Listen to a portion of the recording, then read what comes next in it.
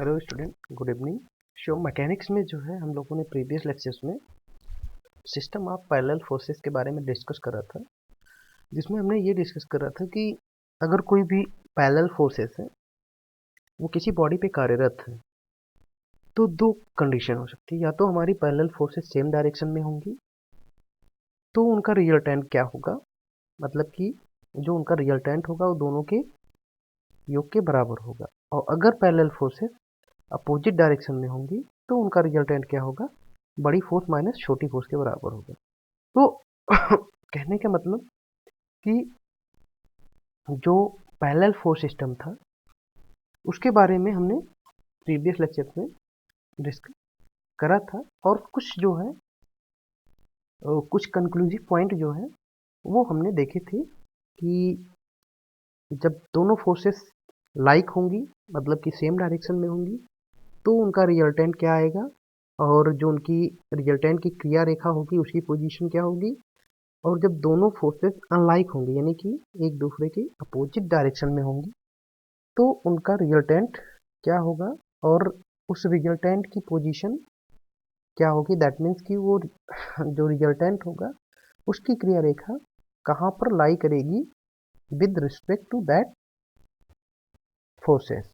ठीक है, तो ये चीज़ें हमने प्रीवियस लेक्चर्स में डिस्कस करी थी।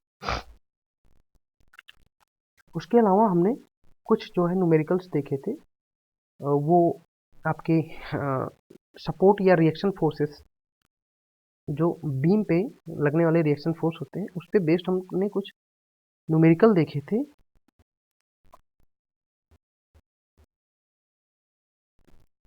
उसके अलावा हमने प्रीवियस लेक्चर में जो एक क्वेश्चन पढ़ा था, तो एक टॉपिक और पढ़ा था, safety valve, lever based safety valve, उस पर भी हमने न्यूमेरिकल्स देखे थे।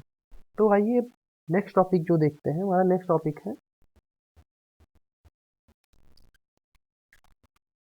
बल युग्म, या जिसको आप कपल कहते हैं। तो आइए पहले कपल के बारे में थोड़ा सा देखते हैं, उसके बाद कुछ हम क्वेश्चन देखेंगे सिस्टम ऑफ पैरेलल फोर्सेस पे बेस्ड। कुछ न्यूमेरिकल क्वेश्चंस को किस तरीके से सॉल्व करते हैं उसके बारे में हम डिस्कस करेंगे। तो अगर हम बात करें कपल की, तो कपल क्या होता है कि अगर किसी बॉडी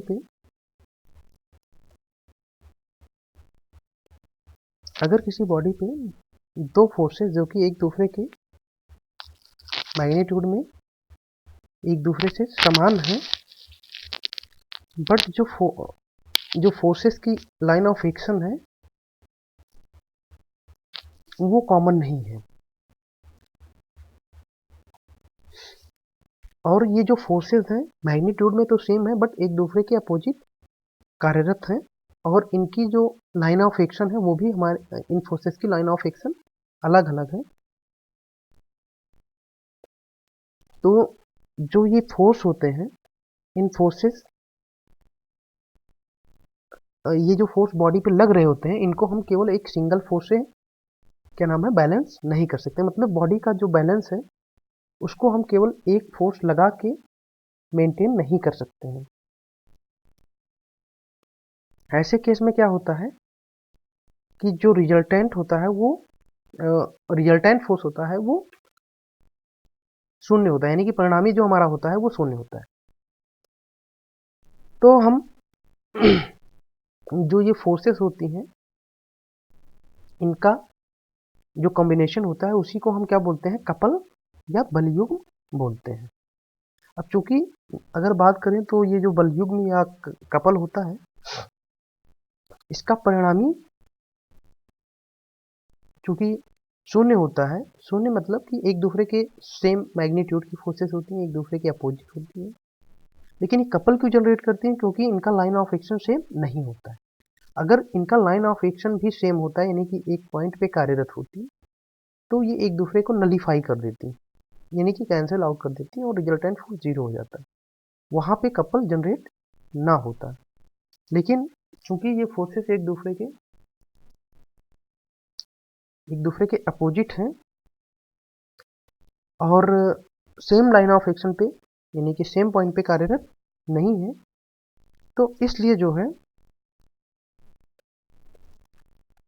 ये फोर्सेस कपल फॉर्म कर रही हैं।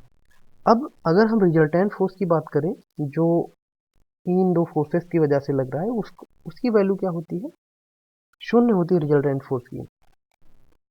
तो ये फोर्सेस क्या करेंगी, हमें कोई लीनियर जो है मोशन नहीं प्रोवाइड करा पाएंगी। क्यों नहीं प्रोवाइड करा पाएंगी, उसका बहुत बेसिक सा रीज़न ये है कि जो रिजल्टेंट फोर्स है वो इस फोर्स का, इन दोनों फोर्सेस का जीरो है। अब ये जो कपल फॉर्म हो रहा है ड्यू टू देयर पोजीशन, यानी कि ये फोर्स ए पॉइंट पे कार्य कर रही है और ये फोर्स हमारी बी पॉइंट पे कार्यरत है। इनके बीच में डिस्टेंस है, यानी कि लाइन ऑफ एक्शन इनका सेम नहीं है। तो इनके बीच में डिस्टेंस होने की वजह से ये फोर्सेस एक कपल फॉर्म करती हैं, और ये जो कपल होता है ये इस बॉडी को एक रेखीय गति ना प्रोवाइड करा के एक घूर्ण गति यानी कि रोटेशनल मोशन प्रोवाइड कराता है, या प्रोवाइड कराता है या कराने का प्रयास करता है। तो अगर हम समझें तो कपल एक तरीके से क्या होते हैं, सेम मैग्नीट्यूड के अपोजिट फोर्सेस, इस प्रकार के अपोजिट फोर्सेस होते हैं जिनका लाइन ऑफ एक्शन एक पॉइंट से पास नहीं होता है, ठीक है, जिनका लाइन ऑफ एक्शन अलग होता है, सेम पॉइंट पे नहीं होता है, यानी कि वो फोर्सेस जो है एक पॉइंट पे कार्यरत नहीं होती हैं। इनके बीच में कुछ डिस्टेंस होता है, और जिसके वजह से जो इनका रिजल्टेंट फोर्स होता है वो तो प्रत्येक कंडीशन में हमारा जीरो होता है, बट ये क्या करते हैं कि हमें एक बलयुग्म कह लीजिए या कपल कह लीजिए, वो प्रोवाइड करती हैं। ये जो कपल होता है, क्योंकि रिजल्टेंट फोर्स जीरो होने की वजह से ये दोनों फोर्सेस मिलके कोई लीनियर मोशन जनरेट नहीं कर पाती हैं, बट जो बलयुग्म है वो बॉडी को रोटेट कराने का या तो प्रयास करता है या रोटेट कराता है। अब जैसे अगर यहाँ पे बात करें तो फोर्स जो है एक पॉइंट ए पे सेम मैग्नीट्यूड की फोर्स एफ कार्यरत है, और पॉइंट बी पे भी सेम मैग्नीट्यूड की फोर्स एफ कार्यरत है। अब चूंकि इन दोनों फोर्सेस का जो लाइन ऑफ एक्शन है वो डिफरेंट है, तो ये दोनों फोर्सेस कपल फॉर्म करेंगे।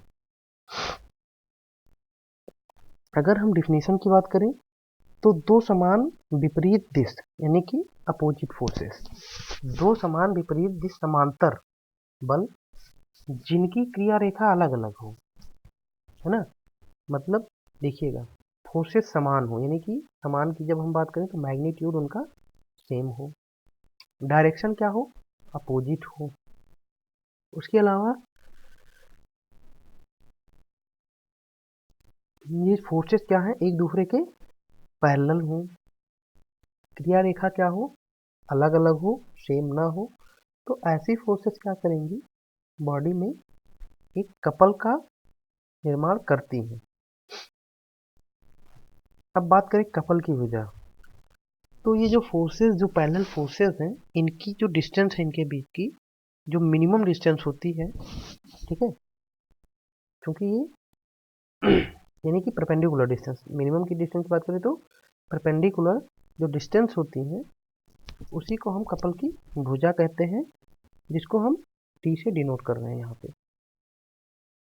अब अगर बात करें मोमेंट ऑफ कपल, तो बलयुग्म के एक बल तथा बलयुग्म की भुजा के गुणनफल को क्या कहते हैं, मोमेंट ऑफ कपल कहते हैं। देखिए ये जो बलयुग्म है उसका आघूर्ण, जब हमें आघूर्ण निकालना हो तो इन दोनों जो फोर्सेस जो कपल फॉर्म कर रही हैं उनमें से किसी एक फोर्स तथा इन दोनों फोर्सेस के बीच में जो डिस्टेंस है उसको मल्टीप्लाई करेंगे तो हमें जो कार्यरत बलाघूर्ण है वो प्राप्त होता है।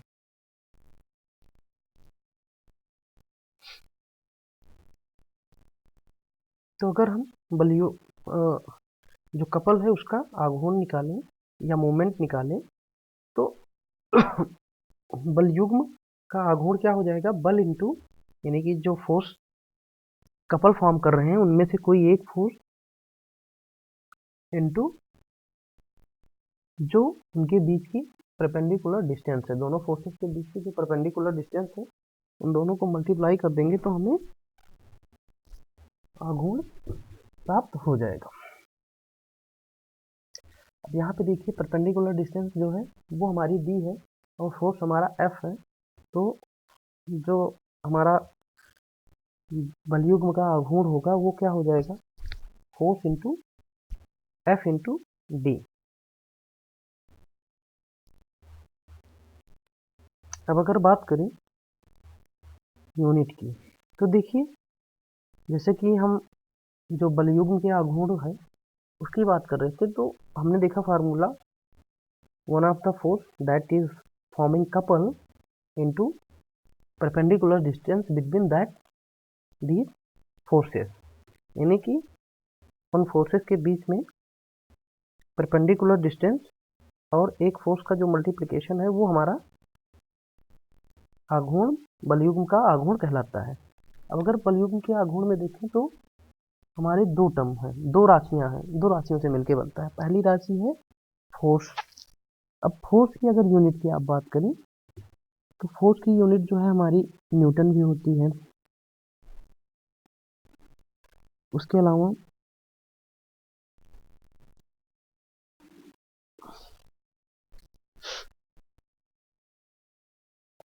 अगर हम बात करें डिस्टेंस की तो आपकी ये मीटर सेंटीमीटर या कुछ भी हो सकती है।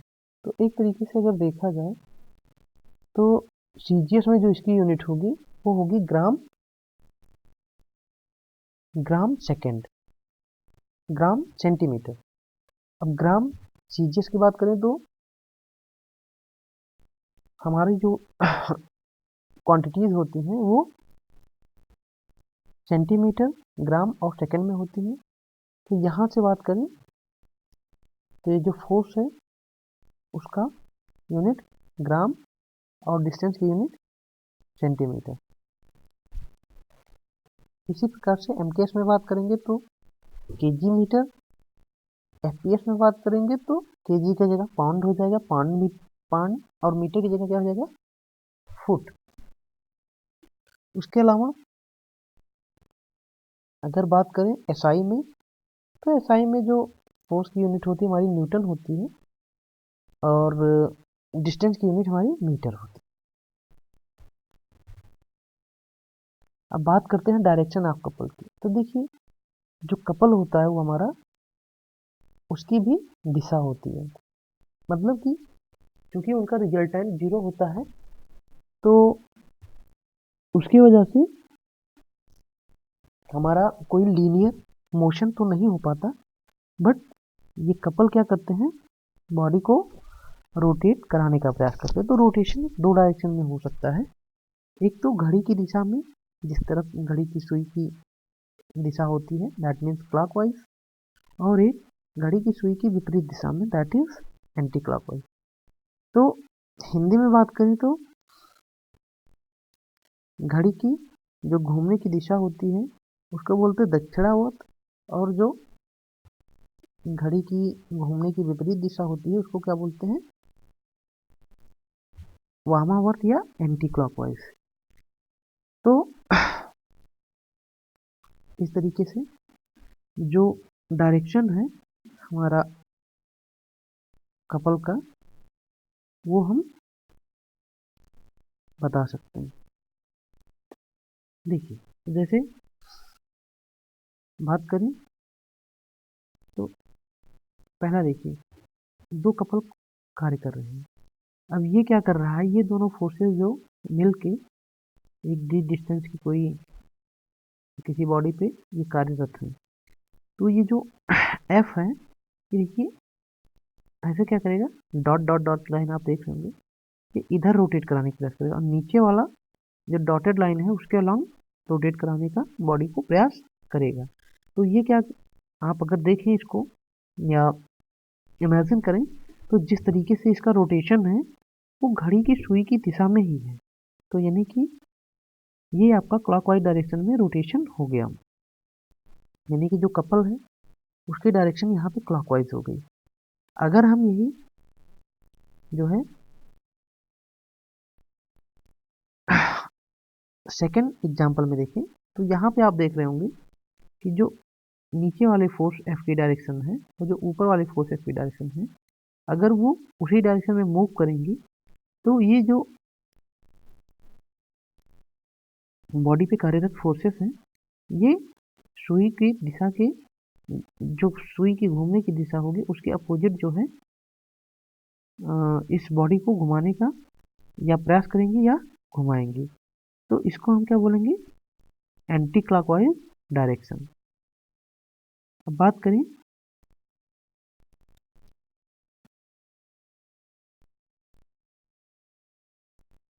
साइन कन्वेंशन की, ये जो डायरेक्शंस होती हैं तो हम कौन सी डायरेक्शन को पॉजिटिव मानते हैं और कौन सी डायरेक्शन को निगेटिव मानेंगे। तो अगर हम साइन कन्वेंशन की बात करें तो जो घड़ी की घूमने की दिशा है उसको हम यूजुअली निगेटिव मानते हैं, और जो घड़ी के घूमने की विपरीत दिशा में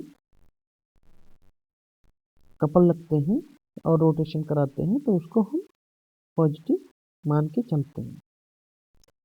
वैसे भी आपके ऊपर डिपेंड करता है कि आप कौन सी डायरेक्शन को मानना चाहते हैं।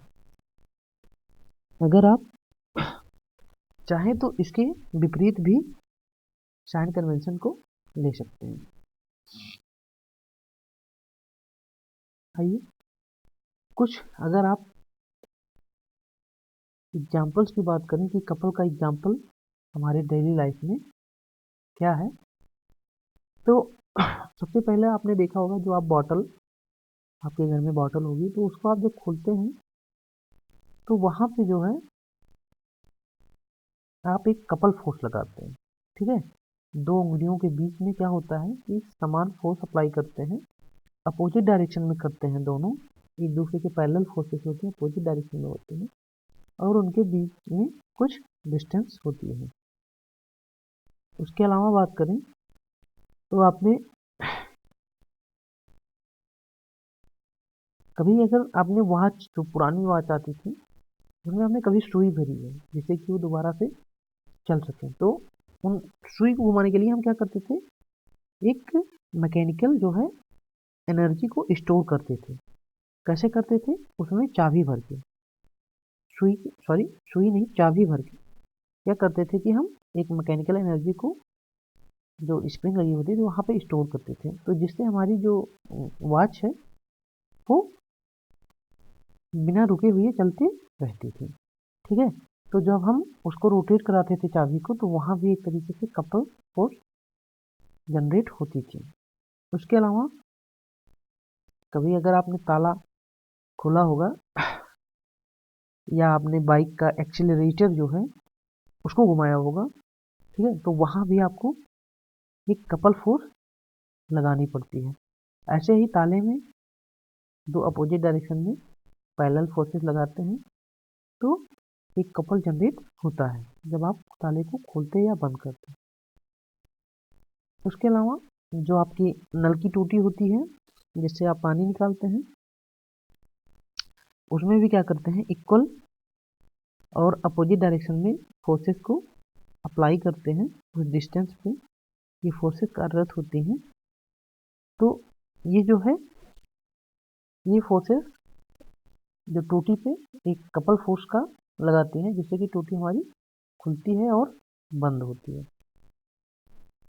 उसके अलावा आपने स्क्रू ड्राइवर जो है, जो घर में पेच को खोलने के लिए इस्तेमाल किया जाता है, स्क्रू ड्राइवर का भी आप एग्जाम्पल कपल के रूप में ले सकते हैं, कपल फोर्स के एग्जाम्पल के रूप में इसको ले सकते हैं, क्योंकि यहाँ भी हम क्या करते हैं, उंगलियों से घुमाते हैं, तो घुमाने की प्रक्रिया जो है वो भी एक कपल का परफेक्ट एग्जाम्पल है। उसके अलावा आपने देखी होगी मथनी। ठीक है, पुराने ज़माने में जो मक्खन निकालने वाली मथनी होती थी जिससे हम मक्खन निकालते हैं, ठीक है, तो उसको भी क्या करते हैं, उस पर भी ऐसे कपल फोर्स लगा के और रोटेट कराते हैं। ठीक है, तो ये जो फोर्सेस हैं जिसमें जैसे कि आप हाथ मलते थे, तो एक हाथ क्या होता था आगे जाता, दूसरा हाथ पीछे आता था, फिर दूसरा आगे आगे पीछे आता था। तो इस तरीके से जो है हम रोटेट कराते थे मथनी को। तो वहाँ भी हम क्या करते थे, उस पर एक कपल फोर्स को अप्लाई करते थे। ठीक है, मतलब कि सेम मैग्नीट्यूड की फोर्सेस होती थी बट एक दूसरे के अपोजिट डायरेक्शन में होती थी। तो ये कुछ जो है आपके डेली लाइफ से कपल के एग्जाम्पल हो गए। उसके अलावा कुछ important point that relate to couple will have to discuss. तो कुछ इम्पॉर्टेंट पॉइंट जो कपल से रिलेटेड है इसे हम डिस्कस करते हैं। तो जो पहला पॉइंट है वो ये कहता है कि जो कपल बनाने वाले दो फोर्सेस होते हैं उनके प्लेन में क्या है, जिस प्लेन में वो कार्यरत है, कोई भी पॉइंट है, चाहे वो क्या हो, बाहर उन कपल जो कपल लग रहे हैं उनको मिलाने वाली रेखा के बाहर हो, मतलब कि बाईं ओर या दाईं ओर या उनके मध्य में हो, कहीं भी उस प्लेन में अगर कोई पॉइंट है या कोई एक्सिस है तो उसके सापेक्ष जो आघूर्ण होता है या जो मोमेंट का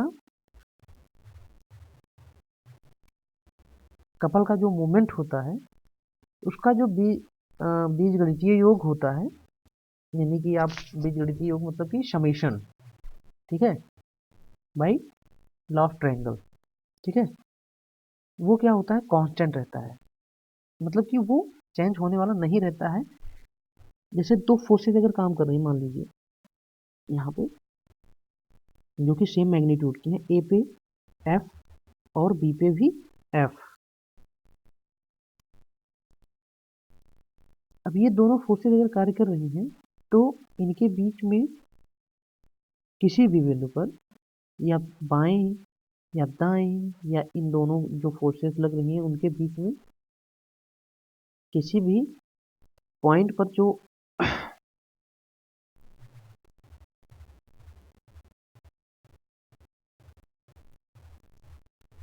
किसी भी बिंदु के जो सापेक्ष या अबाउट जो हमारा आघूर्ण होगा, उन कपल का जो आघूर्ण होगा वो बलयुग्म के आघूर्ण के बराबर होगा। साथ ही साथ इनका जो बीजगणितीय योग होगा वो उस बलयुग्म के आघूर्ण के बराबर होगा।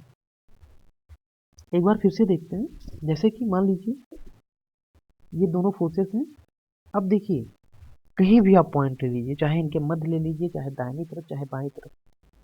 तो अगर मान लीजिए हम बाईं तरफ लेते हैं तो ये ओ पॉइंट मान लीजिए बाईं तरफ है, तो ओ के अबाउट अगर हम ये जो दोनों कपल हैं इनका मोमेंट निकालें तो सबसे पहले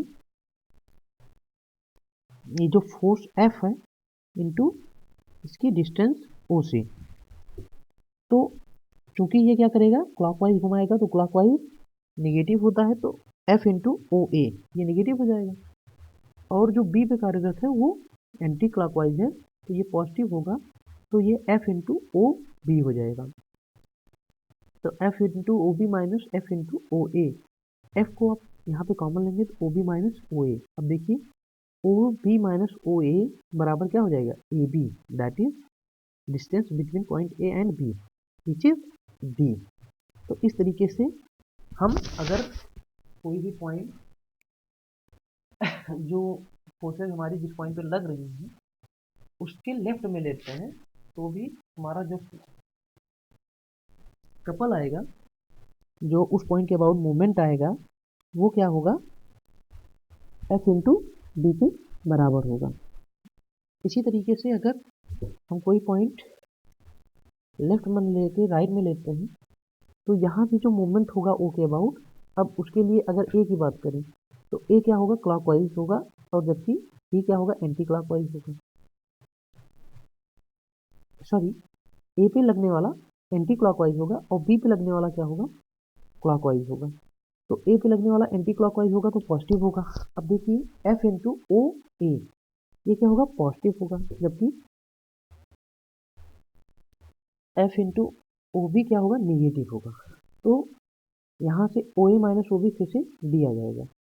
और अगर मान लीजिए हम ये जो मिडिल पॉइंट है, ये जो दोनों पॉइंट है जिन पर ये बलयुग कार्यरत है, उसके बीच में हम कोई पॉइंट लेते हैं। मान लीजिए हमने ओ पॉइंट इन दोनों के बीच में लिया, जिसकी ए से डिस्टेंस d1 है और बी से डिस्टेंस d2 है। तो अगर ओ के अबाउट हम मोमेंट निकालते हैं तो फोर्स इंटू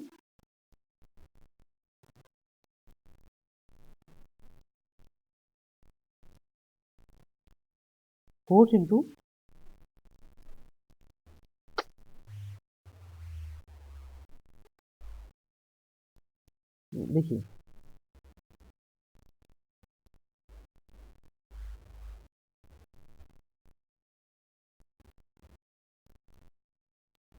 यहाँ पे ओ के अबाउट जब निकालेंगे तो जो बी पे कार्यरत फोर्स है उसकी अगर हम बात करें तो उसका मोमेंट क्या होगा, force into distance from O which is d2। तो एफ इंटू d2 ये क्या होगी, एंटी क्लॉकवाइज होगी, और ए पे भी कार्यरत जो फोर्स है वो भी एंटी क्लॉकवाइज होगी। तो एफ इंटू d1 इस तरीके से देखेंगे तो d1 प्लस d2 जो होगी वो d के बराबर होगा। यानी कि हम कहीं भी पॉइंट लेते हैं तो जो आघूर्ण होगा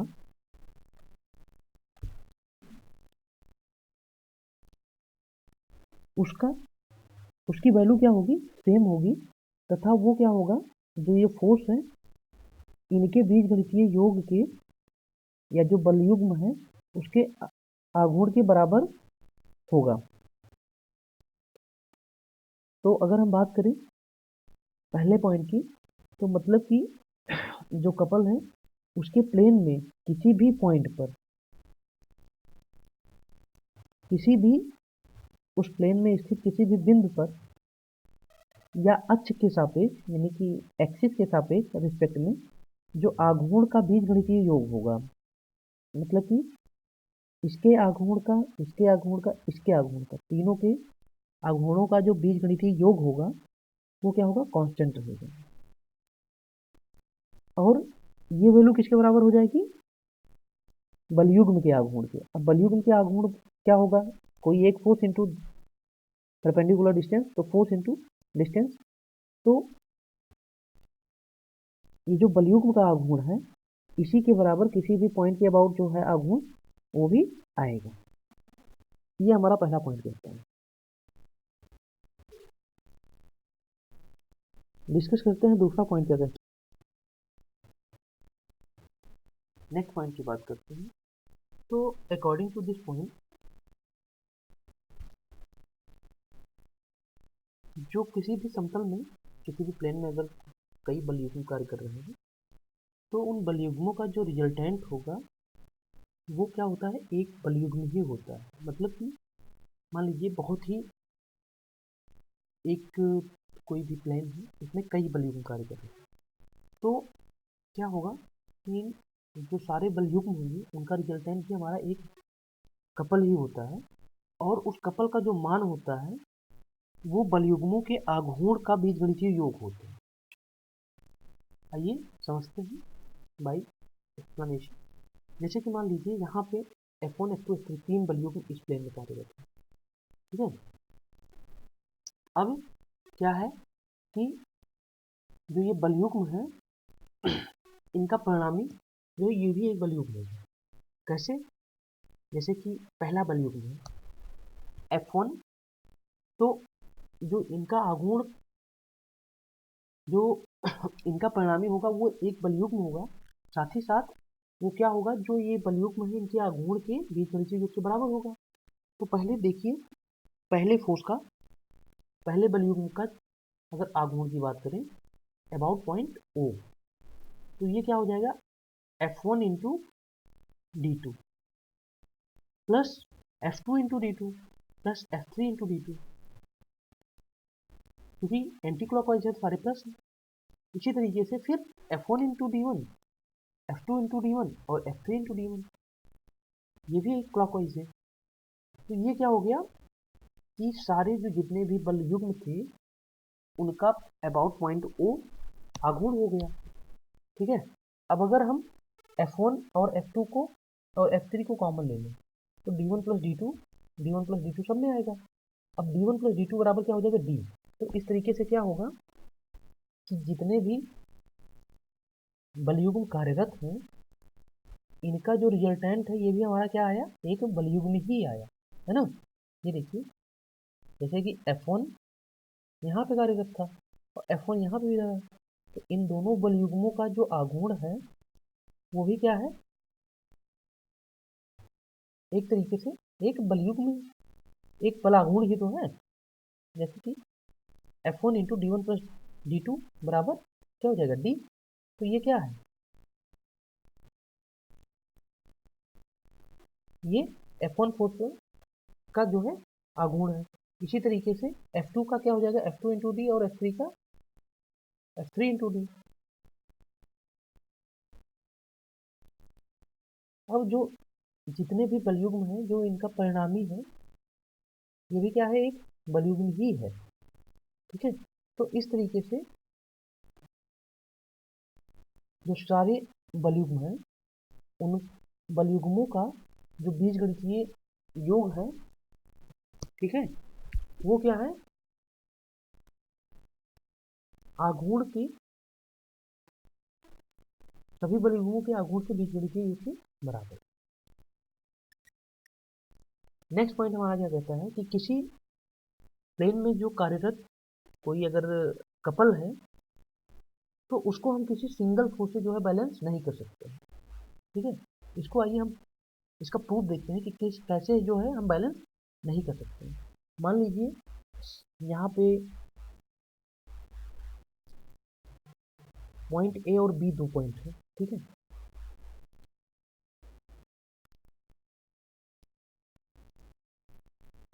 अब एक फोर्स जो है कोई एफ एक फोर्स है जो ए से बी की तरफ कार्यरत है। ठीक है, पॉइंट ओ से हम क्या करते हैं, एक लंब डालते हैं यानी कि परपेंडिकुलर डिस्टेंस, वो हमारा डी है। ठीक है, अब हम ओ पे दो फोर्स अप्लाई करते हैं जो कि एक दूसरे के मैग्नीट्यूड में तो एक दूसरे के इक्वल है, लेकिन डायरेक्शन में क्या है, एक दूसरे के ये दोनों फोर्सेस अपोजिट है। ठीक है, अब अगर हम देखिए ये जो फोर्स हमारा एफ है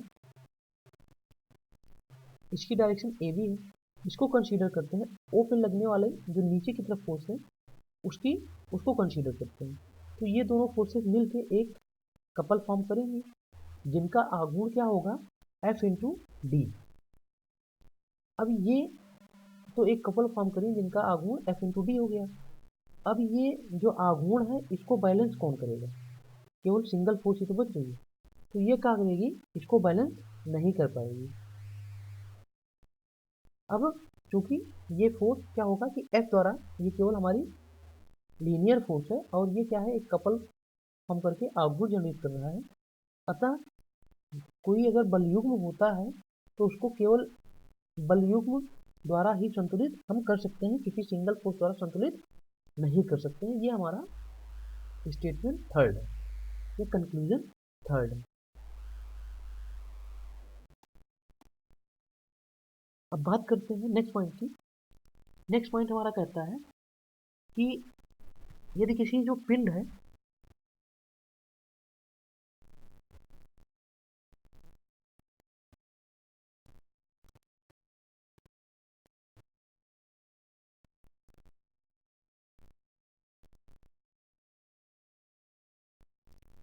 कोई अगर पिंड है, ठीक है,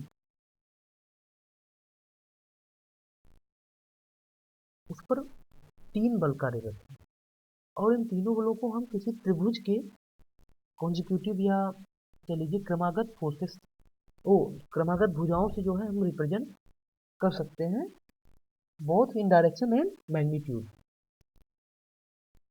तो ये उस बलयुग्म के बराबर होंगे, मतलब ये तीनों फोर्सेस उस बलयुग्म के बराबर होंगे जिसका आघूर्ण त्रिभुज के क्षेत्रफल के दोगुने के बराबर होगा। फिर से सुनिएगा, अगर कोई तीन फोर्सेस हैं जिनको हम किसी ट्रायंगल द्वारा डायरेक्शन और मैग्नीट्यूड में ट्रायंगल की क्रमागत भुजाओं द्वारा रिप्रेजेंट कर सकते हैं, तो जो ये फोर्सेस, तो ये जो फोर्सेस हैं इनका जो बलयुग्म,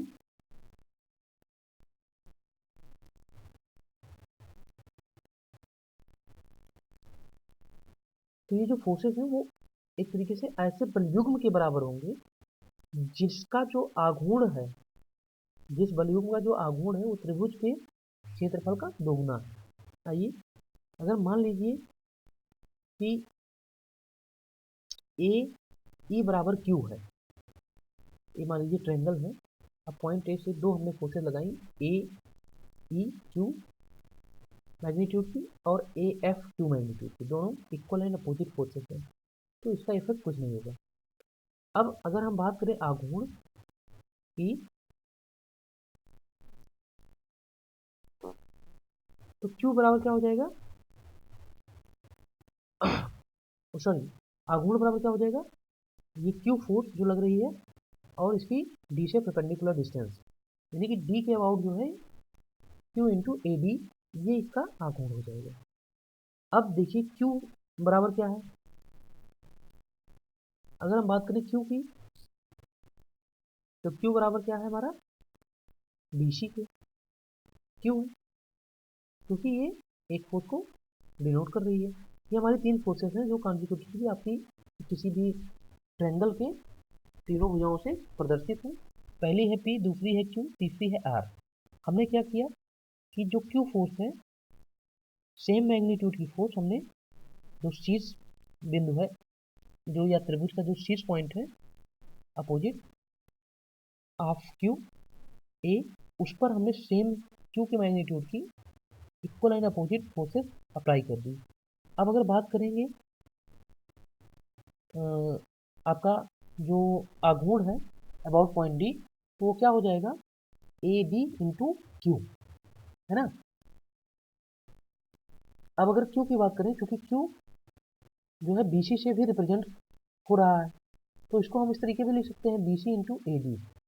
दो से आप मल्टीप्लाई करिए और दो से डिवाइड कर दीजिए, तो जो ये कपल है, इस कपल का जो आघूर्ण होगा वो क्या होगा, 2 into area of triangle A B C. Next topic है हमारा प्रॉपर्टीज ऑफ कपल।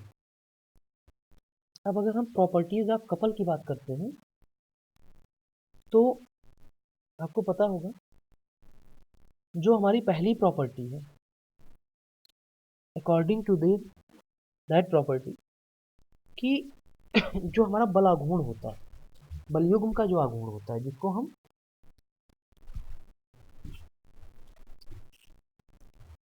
एक सदिश राशि के रूप में व्यक्त कर सकते हैं। क्यों? क्योंकि इसकी डायरेक्शन होती है। डायरेक्शन कौन सी होती है?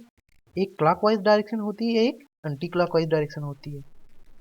तो पहला पॉइंट हमारा ये कहता है कि हम जो बलयुग्म है, जो बलयुग्म का आघूर्ण होता है, उसको बलयुग्म को नहीं, बलयुग्म के आघूर्ण को हम एक वेक्टर क्वांटिटी के रूप में व्यक्त कर सकते हैं। वेक्टर क्वांटिटी के लिए रिक्वायर्ड कंडीशन क्या होती है कि मैग्नीट्यूड के साथ साथ उसकी हमें डायरेक्शन भी पता हो। ऑब्वियस सी बात है कि ये जो आघूर्ण है फोर्स का, उसकी डायरेक्शन हमें पता है। अब नेक्स्ट पॉइंट की बात करें, तो जो बलयुग्म होता है यानी कि कपल होता है, वो ऑब्वियस सी बात है कि उसका रिजल्टेंट क्या होता है, जीरो होता है। इसलिए वो लीनियर जो है मोशन वो प्रोड्यूस नहीं कर पाएगा। वो जो कपल होता है वो केवल हमारा क्या करता है, घूर्ण गति या तो प्रोवाइड करता है या प्रोवाइड करने का प्रयास करता है। ठीक है, फिर नेक्स्ट क्या है,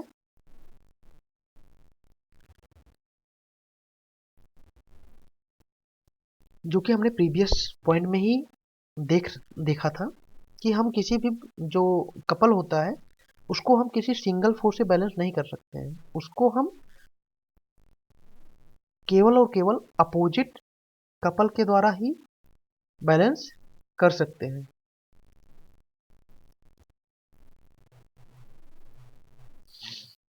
नेक्स्ट पॉइंट है जो बलयुग्म है उसका आघूर्ण हमेशा क्या होता है, कांस्टेंट होता है, चाहे आप किसी भी पॉइंट के अबाउट ले लीजिए। ठीक है, हमने अभी प्रूव भी किया था कि चाहे आप मिडिल पॉइंट के अबाउट लीजिए, चाहे लेफ्ट पॉइंट की, चाहे राइट पॉइंट की, उसकी वैल्यू जो होगी वो बलयुग्म का आघूर्ण की जो वैल्यू होती है वो हमेशा ही सेम यानी कि कांस्टेंट रहती है। नेक्स्ट पॉइंट की बात करें तो कोई भी बॉडी है अगर उस पे दो जो कपल हैं वो कार्यरत हैं जिनके जो आघूर्ण हैं यानी कि मोमेंट वो आपस में क्या है, बराबर है, परंतु उनकी अगर डायरेक्शन जो है अपोजिट है तो वो क्या करेंगे, एक दूसरे को बैलेंस कर देंगे, है ना। मतलब कि हम सिंगल फोर्स से नहीं कर सकते हैं, अभी मैंने जस्ट आपको बताया था। कर किससे सकते हैं कि अगर सेम मैग्नीट्यूड का अपोजिट कपल हो, अपोजिट डायरेक्शन का कपल हो, मतलब कि अगर कोई एक कपल है जो कि क्लॉकवाइज डायरेक्शन में लग रहा है तो सेम ही मैग्नीट्यूड का कपल अगर उस पर एंटी क्लॉकवाइज डायरेक्शन में लगेगा तो वो कपल उसको बैलेंस कर देगा। नेक्स्ट पॉइंट हमारा है कि अगर कोई प्लेन है जिसमें कई बलयुग्म कार्यरत हैं यानी कि कई कपल कार्यरत हैं तो उन कपल का जो रिजल्टेंट होगा वो भी एक तरीके से एक कपल फोर्स ही होगी। तो ये जो है कुछ इम्पोर्टेंट पॉइंट जो कि आपके कपल से थे वो हमने डिस्कस किए हैं। आइए कुछ जो है एग्जाम्पल देखते हैं सिस्टम ऑफ पैरेलल फोर्सेस पे बेस्ड एंड कपल फोर्सेस पे बेस्ड।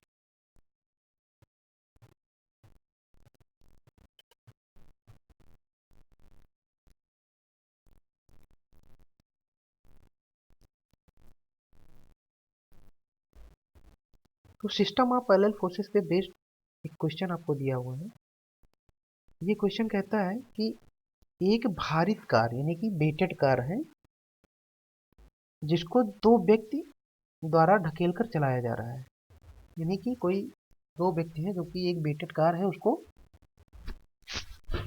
ढकेल रहे हैं। ठीक है, अब इन दो व्यक्तियों के बीच की दूरी जो है वो 60 सेंटीमीटर है। मतलब कि दोनों जो व्यक्ति ढकेल रहे हैं उस कार को उनके बीच की डिस्टेंस क्या है, 60 सेंटीमीटर है। यदि पहला व्यक्ति 12 न्यूटन का बल लगाता है तथा दूसरा व्यक्ति 14 न्यूटन का बल लगाता है तो परिणामी बल तथा अनुप्रयोग बिंदु ज्ञात कीजिए। यानी कि कह रहा है कि अगर ये दोनों व्यक्ति अलग अलग मैग्नीट्यूड के फोर्सेस लगाते हैं जिनके बीच की डिस्टेंस आपकी 60 सेंटीमीटर है तो रिजल्टेंट फोर्स क्या होगी और कहाँ पे कार्यरत होगी।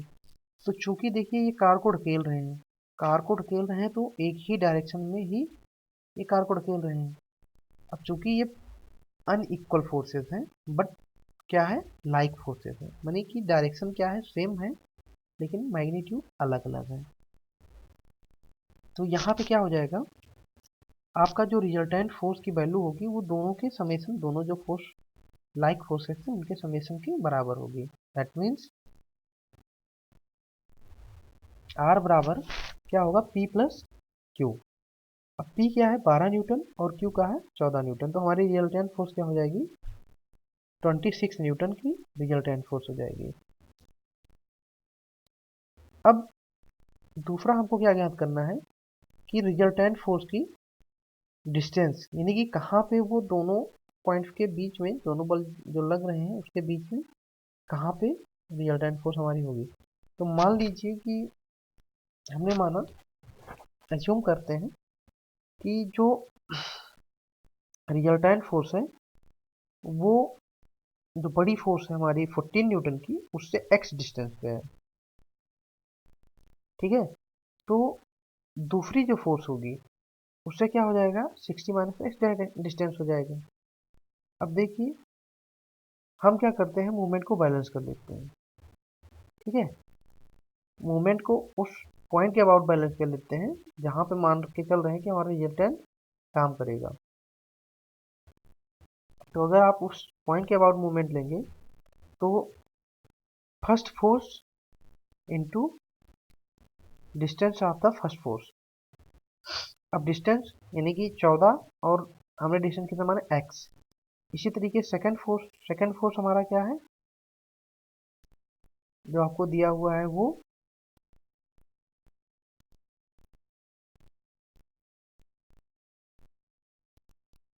12 है। ठीक है, तो 12 into distance from that point. अब जैसे कि हमने जो रिजल्टेंट फोर्स है उसका जो हमारा पहली फोर्स थी उससे हमने x डिस्टेंस माना था, तो ऑटोमेटिकली जो दूसरी फोर्स है उससे डिस्टेंस 60 माइनस एक्स हो जाएगा, क्योंकि दोनों के बीच में 60 सेंटीमीटर की डिस्टेंस है। तो यहाँ से अगर हम इक्वेशन को सॉल्व करेंगे तो हमें जो x की पोजीशन है, x की वैल्यू वो पता चल जाएगी। तो इस तरीके से जो हम सॉल्व करेंगे तो 14x बराबर 12 इंटू 60 माइनस एक्स। तो यहाँ से 14 प्लस 12x बराबर 720 और x बराबर 27.7 सेंटीमीटर आएगा, यानी कि जो हमारे रिजल्टेंट फोर्स, इन दोनों की रिजल्टेंट फोर्स होगी 27.7 मीटर पे कार्यरत होगी। अब ये 27.7 क्या है, ये वाली जो डिस्टेंस है वो 14 न्यूटन फोर्स से ली गई है। आइए नेक्स्ट एग्जांपल देखते हैं हमारा। एक आपको दूसरा एग्जांपल इसी तरीके दिया हुआ है। दिया हुआ है कि दो समदिश समांतर, यानी कि समदिश समांतर की बात करिए तो मतलब कि डायरेक्शन भी सेम होगी और एक दूसरे के पैरेलल भी होंगी। दो समदिश समांतर बल पी क्यू एक दृढ़ छड़ के दोनों सिरों पर कार्य कर रहे हैं, जिनकी लंबाई L है, यानी कि ये P है, ये Q है, एंड पे कार्य कर रहे हैं। ये छड़ है जिसकी लंबाई आपकी L है। अब P Q के कार्य बिंदुओं को आपस में बदल दिया जाए तो दर्शाइए कि इस अवस्था में परिणामी का विस्थापन इतना हो जाएगा। अच्छा क्वेश्चन है, काफी अच्छा क्वेश्चन है। ठीक है, मान लीजिए जब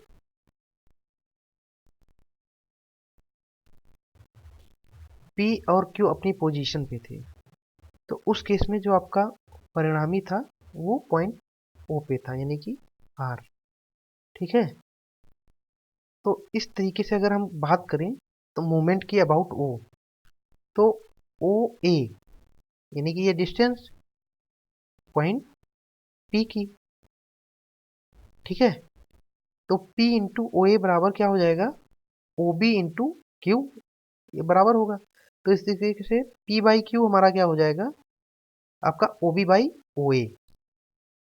ठीक है, अब क्या करेंगे, दोनों साइड हम 1 ऐड कर देंगे। तो जब 1 ऐड करेंगे, अब देखिए OB और OA को हम अगर मिला दें तो हमको L के फॉर्म में लेके आना है ना। तो L के फॉर्म में लाने के लिए हमें इन दोनों को ऐड करना पड़ेगा। ऐड करने का यही तरीका है कि आप दोनों साइड 1 ऐड कर दीजिए। तो जब दोनों साइड 1 ऐड करेंगे तो इक्वेशन पे कोई फर्क नहीं पड़ेगा। अब यहाँ से ये ऊपर क्या आ जाएगा, OB बाई OA, और यहाँ पे P प्लस Q के फॉर्म में आ जाएगा। अब देखिए, चूंकि जब दोनों को, आप देखिए यहाँ पे क्या है कि जैसे ही हमने ऐड किया तो OB प्लस OA क्या हो गया, हमारा L हो गया। तो उठा के हमने L रख दिया, बाई OA रहने दीजिए, P plus Q by Q। ठीक है, अब अगर जब एक दूसरे को आपस में बदल देते हैं तो हमारा मान लीजिए हमारा रिजल्टेंट R डैश जो सेकेंड रिजल्टेंट है वो हो गया। ये आपका मान लीजिए हमने चेंज किया तो हमारी रिजल्टेंट की पोजीशन ये हो गई R डैश।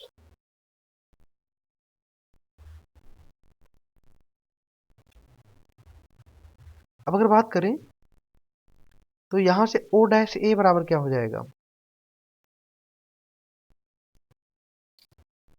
यहां से O डैश A अगर इसको वैल्यू निकालें तो Q into O dash A बराबर किसके होगा, P into O dash B।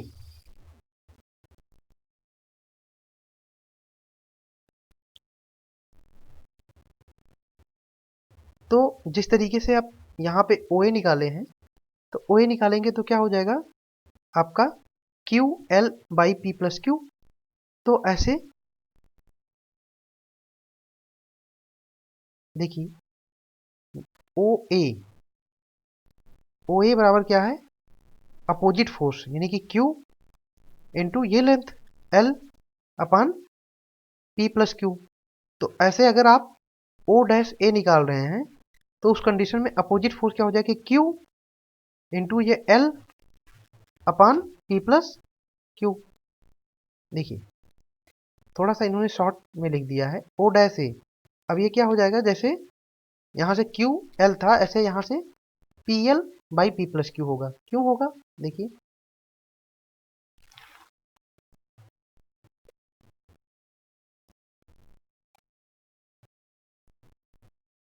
जैसे हम पहले निकाल रहे थे, जो अभी हमें इक्वेशन रिलेशन मिला था, तो वहाँ से ओ ए निकाल रहे थे।